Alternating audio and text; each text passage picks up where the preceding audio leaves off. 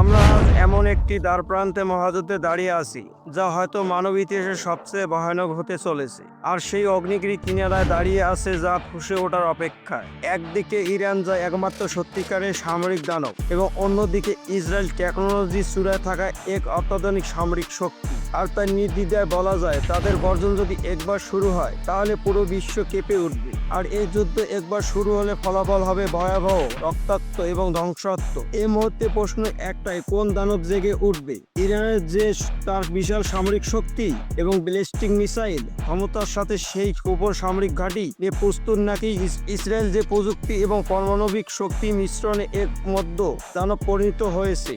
আর আজ আমরা ঢুকে যাব সেই গোপন অন্ধকারে সামরিক সব বাংকার গভীরে, এক ভয়ঙ্কর বাস্তবতা যেখানে কেবল শক্তির লড়াই না, লড়াই হবে অস্তিত্বের যুদ্ধের। আর এই যুদ্ধ পুরো বিশ্বকে ধ্বংসাত্মক নরকে ঠেলে দিতে পারে। আর আপনি প্রস্তুত তো এই যুদ্ধের বিশ্লেষণের জন্য? আর আমরা সেখানে ঢুকে যাব সেই দুই দেশের সামরিক শক্তির গভীরে। চলুন তাহলে দেখে নেওয়া যাক কোন দেশ, ইরান না ইসরায়েল, সামরিক শক্তির দিক থেকে সব থেকে বেশি এগিয়ে রয়েছে। আর নতুন বন্ধুরা, অবশ্যই পাশে থাকা সাবস্ক্রাইব লেখাতে ক্লিক করে বেল আইকনের অপশনটি সিলেক্ট করার অনুরোধ রইল। যুদ্ধ মানে টাকার খেলা। টাকা ছাড়া আপনি সেনাবাহিনী চালাতে পারবেন না, ক্ষেপণাস্ত্র ছুটতে পারবেন না, বা আকাশে যুদ্ধ বিমানও উড়াতে পারবেন না। আর তাই তো 2024 সালে ইরান তাদের সামরিক বাজেটে প্রায় 20 বিলিয়ন মার্কিন ডলার বরাদ্দ করেছে। ইরানের বিশাল বাজেটের মূল উদ্দেশ্য হলো তাদের ইসলামী বিপ্লবী গার্ড কোষকে আরো ভয়ঙ্কর করে তোলা, তাদের মিসাইল, স্থলবাহিনী এবং নৌবাহিনীকে যুদ্ধের জন্য প্রস্তুত করে তোলা। ইসরায়েল কি টাকার দিক থেকে পিছিয়ে?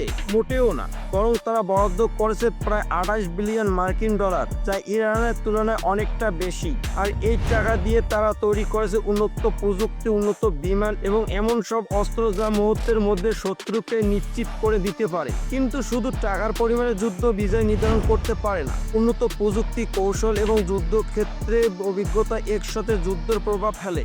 আর যেমন ইরানের মাটির নিচে থাকা গোপন সামরিক বাংকার এবং অদৃশ্য মিসাইল, ইসরায়েল সেই সকল প্রযুক্তি চোখও ফাঁকি দিতে পারে।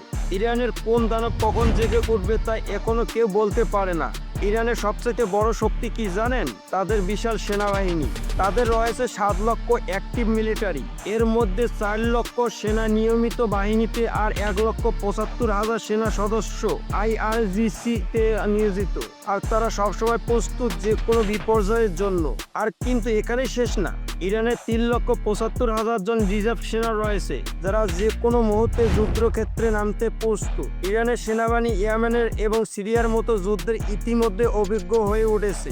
আর কিন্তু ইসরায়েলের সেনাবাহিনীর সংখ্যা হিসেবে ছোট হলেও তাদের প্রযুক্তিগত দক্ষতা অপ্রতিরোধ্য। তাদের সক্রিয় সেনাবাহিনী 1,70,000 সদস্য নিয়ে গঠিত, কিন্তু রিজার্ভ বাহিনী 3,65,000, যা যে কোনো যুদ্ধের সময় দ্রুত মাঠে নামার জন্য প্রস্তুত। তাই বলা যায় এখানে ইরানের সেনারা সংখ্যার দিক থেকে অনেকটা এগিয়ে। ইরানের স্থলবাহিনী হলো এক প্রাচীন দৈত্যতার মতো ভয়ঙ্কর এবং সংখ্যায় বিপুল। তাদের হাতে আছে 10,000 যুদ্ধ ট্যাঙ্ক, 75টি এবং কারা ট্যাঙ্কগুলোর গর্জনকারী অগ্নিগিরির মতো যুদ্ধক্ষেত্রে ধ্বংস ছড়াতে পারে। তাদের আছে 7,500টি আর্টিলারি সিস্টেম, যা দূর থেকে ধ্বংসাত্মক আঘাত হানতে সক্ষম। আর ইসরায়েল কি এই দৈত্যের সামনে দাঁড়াতে পারবে? হ্যাঁ পারবে, কারণ ইসরায়েলের হাতে আছে মেরকাভা 4 ট্যাঙ্ক, আর এই বিশ্বের অন্যতম সেরা যুদ্ধ যান। যদিও তারা মাত্র 450টি ট্যাঙ্ক নিয়ে মাঠে নামবে, আর কিন্তু এই ট্যাঙ্কগুলো কোনো সাধারণ ট্যাঙ্ক না, এগুলো একটি যেন চলমান দুর্গ। প্রতিটি মেরকাভা 4 ট্যাঙ্ক একই সাথে আক্রমণ এবং নিজেকে প্রতিরক্ষা দুটোই করতে পারে।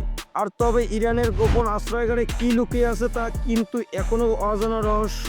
ইরানের বিমান বাহিনীকে এটা নিঃসন্দেহে মানতে হবে, আকাশে ইসরায়েল এক অপ্রতিরোধ্য দানব।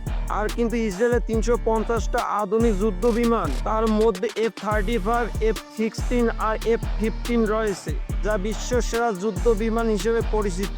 আর এই যুদ্ধ বিমানগুলো মুহূর্তের মধ্যে আকাশে উড়ে নিমেষে শত্রুকে ধ্বংস করে দিতে পারে। তাদের আরও রয়েছে 45টি অ্যাটাক হেলিকপ্টার, যা নির্ভুলভাবে আঘাত হানতে সক্ষম। ইসরায়েল আকাশের যুদ্ধে অদম্য এবং বেশ অভিজ্ঞ। আর এখানে প্রশ্ন উঠতে পারে, তাহলে ইরান কিভাবে মোকাবেলা করবে?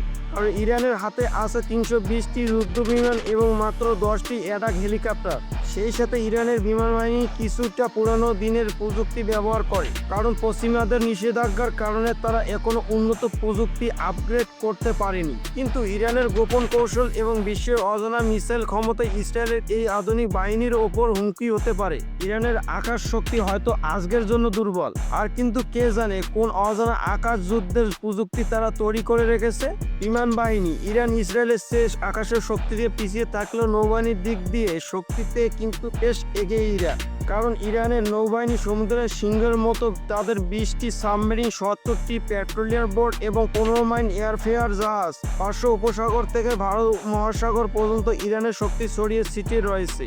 তারা প্রায় সমুদ্রপথে ভয়ঙ্কর আক্রমণ এবং তেলের ট্যাঙ্কার আটকানোর মাধ্যমে বৈশ্বিক অর্থনীতির ওপর প্রভাব ফেলে। আর সাবমেরিনগুলো সমুদ্রের গভীর থেকে শত্রুদের প্রতি এক অদৃশ্য আতঙ্ক ছড়ায়। আর তবে ইসরায়েলের নৌবাহিনী কম শক্তিশালী হলেও তাদের কার্যক্ষমতা এবং গোপন অপারেশন অত্যন্ত ভয়ঙ্কর। 5টি অত্যাধুনিক সাবমেরিন এবং 50টি পেট্রোলিয়াম বোটের সাহায্যে তারা সমুদ্রে চষে বেড়ায়। কিন্তু ইরানের সমুদ্রের নিচে লুকিয়ে থাকা গোপন শক্তি কতটা বিধ্বংসী হতে পারে সেটা কেউ কিন্তু জানে না।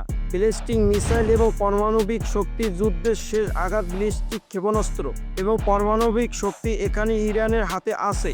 সেজিল এবং খোরামশা মিসাইল যা 2500 কিলোমিটার দূর থেকে আঘাত হানতে সক্ষম। আর এছাড়াও ইরান সম্প্রতি ফাতাহ হাইপারসনিক মিসাইল তৈরি করেছে, যা বিশ্বের যে কোনো জায়গা হতে দ্রুত গতিতে আঘাত হানতে সক্ষম। কিন্তু পারমাণবিক শক্তি কি ইরানের আছে? আর কিন্তু এর উত্তর দেওয়া খুবই কঠিন, কারণ অনেকেই মনে করেছে ইরানের কাছে পারমাণবিক অস্ত্র থাকতে পারে, আর কিন্তু সেটা এখনো অজানা রহস্য ঘেরা। আর সত্যি বলতে এই আতঙ্কের কারণে তো আমেরিকা এখন পর্যন্ত ইরানের সরাসরি হামলা চালাতে ভয় পায়। আর কে জানে, ইরান হয়তো তাদের গোপন বাংকারে পারমাণবিক অস্ত্র তৈরি করে রেখেছে, কিন্তু সেটা কেউ নিশ্চিত না এখন পর্যন্ত।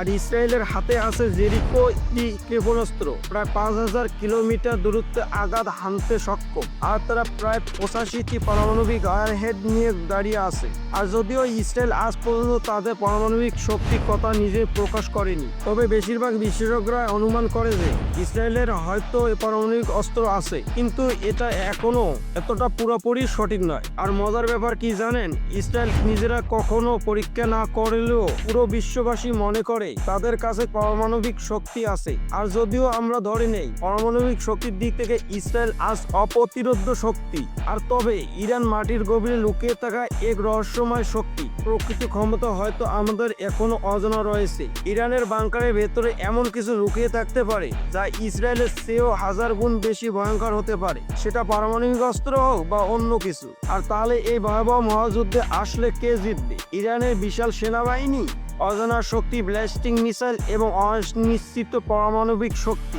নাকি ইসরায়েলের আধুনিক প্রযুক্তি, পারমাণবিক শক্তি এবং সামরিক সেনাবাহিনী? তাহলে কে জিতবে? প্রশ্ন আপনার কাছে। আসলে এই মহাযুদ্ধে কোন দানব দেশ জিতবে, ইরান না ইসরায়েল? কমেন্ট বক্সে জানাতে পারেন।